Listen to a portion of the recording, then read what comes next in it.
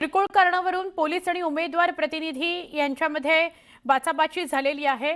त्र्यंबकेश्वर इथल्या नूतन त्र्यंबकेश्वर विद्यालय या मतदान केंद्रावर राडा झाला। राड्यानंतर पोलिसांचं अतिरिक्त कुमक घटनास्थळी मागवलं गेलं। मतदान केंद्राबाहेर तणावाचं वातावरण बघायला मिळत आहे।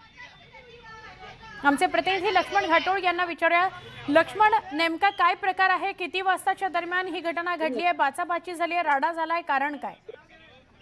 सुवर्णा, नाशिक मध्ये तब्बल 11 नगर परिषदांच्यासाठी आज मतदान प्रक्रिया पार पडती आणि ही मतदान प्रक्रिया पार पडत असताना अनेक नगर परिषदांच्या निवडणुकांच्या ठिकाणी अर्थात मतदानाच्या ठिकाणी गोंधळ आणि राडा पाहायला मिळतोय। नाशिकच्या त्र्यंबकेश्वर नगर परिषदेच्या ठिकाणी देखील अशाच प्रकारचा राडा जो आहे तो झाल्याचं समोर आलं।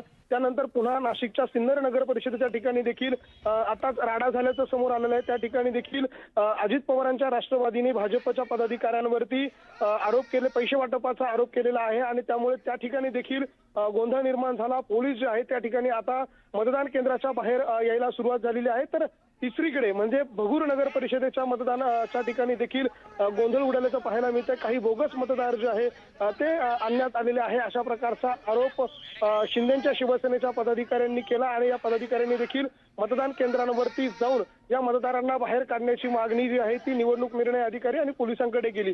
त्यामुळे 3 नगर परिषदांच्या ठिकाणी नाशिकमध्ये गोंधळ आणि राडा पाहायला मिळतोय। एकूणच जर आपण बघितलं तर नगर परिषदांच्या निवडणुका या शांततेत पार पडाव्या यासाठी प्रयत्न केले जात असताना दुसरीकडे मात्र अशा पद्धतीचा गोंधळ राडा जो आहे तो ठिकठिकाणी पाहायला मिळतोय।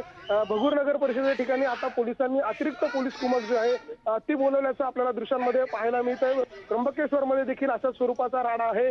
तिकडे सिन्नरमध्ये देखील पैसे वाटपाचा आरोप आहे आणि त्यामुळे एकूणच ज्या नाशिक जिल्ह्याच्या नगर परिषदांच्या निवडणुका पार पडत आहेत या नगर परिषदांच्या निवडणुकांमध्ये सिन्नर, त्र्यंबकेश्वर आणि भगूर या 3 ठिकाणी गोंधळ उडाल्याचं पाहायला मिळतंय।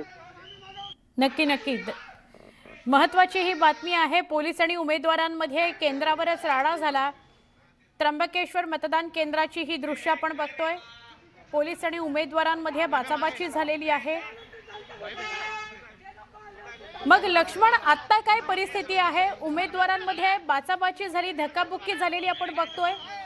त्यानंतर नेमकं काय घडलं ते सुद्धा आपण बघूया। पण ही दृश्य काही वेळापूर्वीची नाशिकमधली त्र्यंबकेश्वर इथली